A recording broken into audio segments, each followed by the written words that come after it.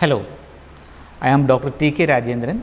I teach at University College Trivandrum.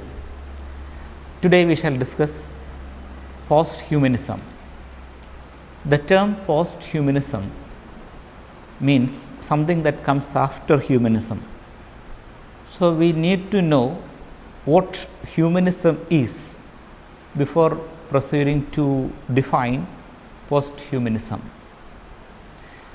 Humanism as a philosophy had its origin in ancient Greece and Rome. The pre-Socratic Greek philosopher Protagoras, who lived some 400 years before Christ, had said that man is the measure of all things. But when Christian theology evolved, they placed God above everything and introduced the hierarchy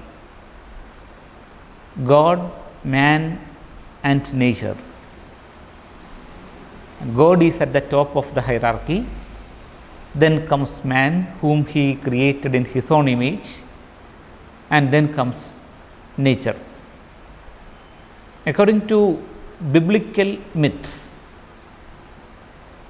humans were inserted into nature, but squandered the opportunity they had been given to exist in a harmonious continuity. The result was a perpetual conflict with nature. So, natural calamities, epidemics were considered as punishments given by God the Almighty. Feudalist system of the medieval age effectively used this hierarchy to justify their social order. But things changed with the evolution of the mercantile economy in the 18th and 19th centuries. After industrialization, an economically powerful middle class emerged. To them, religious fidelity was less important than scientific progress and technological advancements, because they considered these two as the sources of their wealth. To them, science was a wealth generating machine. Moreover, the Enlightenment project had replaced God with man at the center of life. So, now epidemics were no longer considered as punishments, but could be controlled by medicines and quarantine. Thus, the philosophy of humanism evolved.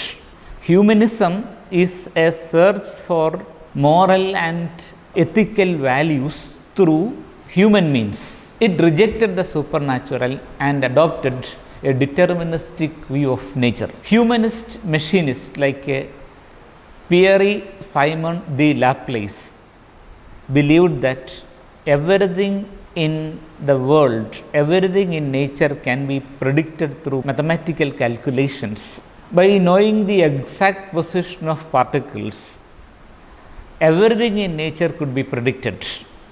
So, this was what Laplace believed. The apparent uncertainties of nature could be solved. But in the 20th century, there was an extraordinary outburst of intellectual activities like the publication of the theory of relativity, quantum physics and the like. These new developments rejected the Laplacian view of the predictability of nature. Now, the natural world is understood as much more fluid, dynamic and an interdependent system that imposes limitations on our capacity to measure things. Now, we can see these developments as a shift from humanism to posthumanism, or a shift from a world of certainty and predictability to a world of uncertainty and unpredictability. So, this can be considered as the beginning of posthumanism. All these developments ultimately created the technological climate for the evolution of posthumanism. The new developments in microelectronics, nanotechnology, robotics and prosthetics have altered our view of what constitutes a human being. Now, let us consider some post-human technologies that have altered our life. It's a special faculty of the human beings to use technology to overcome difficulties. We can use technology, we can invent technology, we can use technology to overcome our difficulties. This is a special faculty of the human being, something that makes us different from other animals. But ironically, this sense of superiority and uniqueness is questioned by the very technologies that we are planning to create. It seems that the balance of dominance between man and machine is slowly shifting. This distinction between man and machine is becoming less clear now. Now, what are the contemporary developments that point to the greater integration between man and machine? The science of robotics is one such development. It incorporates other disciplines like artificial intelligence and microelectronics. Autonomous or semi-autonomous robots with human attributes have been made. The military has been using robots for automated weaponry and electronic surveillance. According to Manuel Delanda, in the 20th century, there was a shift in the relation between man and machine, which may ultimately lead to the evolution of an autonomous robotic life form, or what Gilles Deleuze called a machinic phylum. Semi-intelligent robots have been used in automobile industry that would increase productivity and efficiency. This has increased productivity and reduced labor cost. Now, researchers to build robots that could mimic the human brain are being conducted at various leading labs of the world. The Honda Corporation's humanoid robot is an example. It could walk down the stairs and kick a ball. Another development that points to the integration of man and machine is prosthetics. Prosthetics aids have been in use since ancient times. The spectacle is an example. Now, electromechanical devices are used to replace damaged body organs. Recently, in a procedure, signals from the optic nerves of the cat have been captured and electronically reproduced so that an external observer can see what the cat sees. Another area is nanotechnology. It is evolving tiny machines that can be programmed to work in specific conditions such as the human body. Such machines could prevent aging, such machines could mend a damaged DNA and the like. And molecular engines can be inserted into the blood, which can fight against diseases, which can increase physical performance and the like. Such organic machines would blur the distinction between the mechanical and the organic. Yet another area is genetic engineering. You know, the DNA consists of codes that determine how an organism behaves, grows, and to some extent how an organism dies. The DNA consists of codes. According to Richard Dawkins, the DNA is an engine to create life. It is a machine to create life, and this machine is digital because it consists of codes. And the DNA in this sense, according to Dawkins, is a digital machine. So, the DNA is digital in the same way as computers are, and its sole purpose is its own reduplication. To quote Dawkins' own words, we, that means all living organisms, are survival machines programmed to propagate the digital database that did the programming, unquote. Posthumanism raises serious doubts about human consciousness. What constitutes the human consciousness? Is it the brain or is it the body as a whole that constitutes human consciousness? If a person wants to preserve his body after death, he could so by paying $120,000 to the Alcor Foundation so that the body will be cryogenically suspended. And if a person thinks that his consciousness is the brain, he can preserve his brain for $50,000. This can be later inserted into another body or into a clone of himself.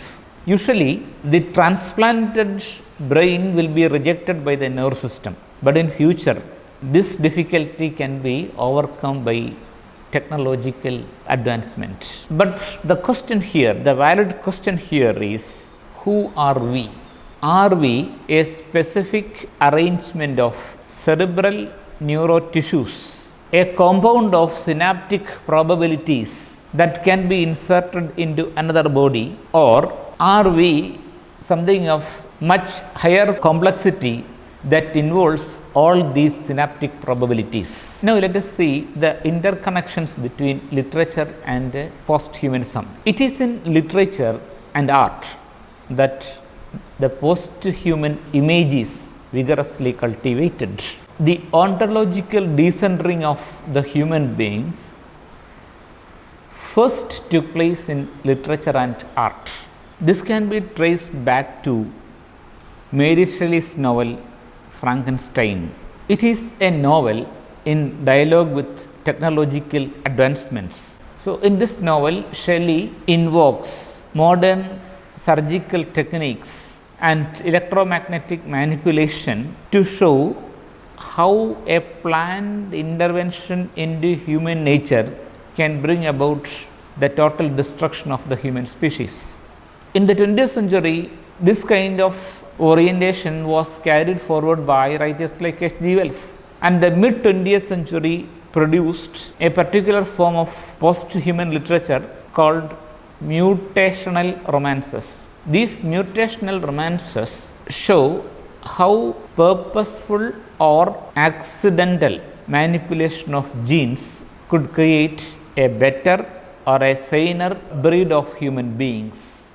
Judith Merril's That Only a Mother and Louise Pedget's novel Mutant and Phyllis Gottlieb's Sunburst are examples of mutational romances. In the 1980s, the new wave science fiction introduced cyborgs, cybernetic organisms. They are technologically augmented beings who blur the distinction between man and machine, and they raise serious doubts about what it means to be human. Another development in the relationship between literature and posthumanism is the evolution of electronic literature or e-literature. E-literature does not mean the PDF formats of literary works, the PDF formats that could be read in a mobile phone or a computer screen, but e-literature is something more than that. E-literature is almost like a game, a video game in which the reader can play an important role. The reader himself can participate in the story, he can control the story, and he can drive the story or to a logical conclusion, and these things are all possible in contemporary e-literature, almost like a video game. So, this is how this interaction between literature and posthumanism has always been a productive and fruitful one. To conclude, how can we define this postmodern condition? First, it is not the end of man, but the end of a human-centered universe. It is the end of humanism that long held belief in the infallibility of the human power and in the arrogant superiority of our uniqueness. Second, it is about the evolution of life, that is not limited to genetics, but that which includes all the paraphernalia of cultural and technological existence. If life can become smoother or fitter with the help of mechanical aids, then let it be so. Thank you.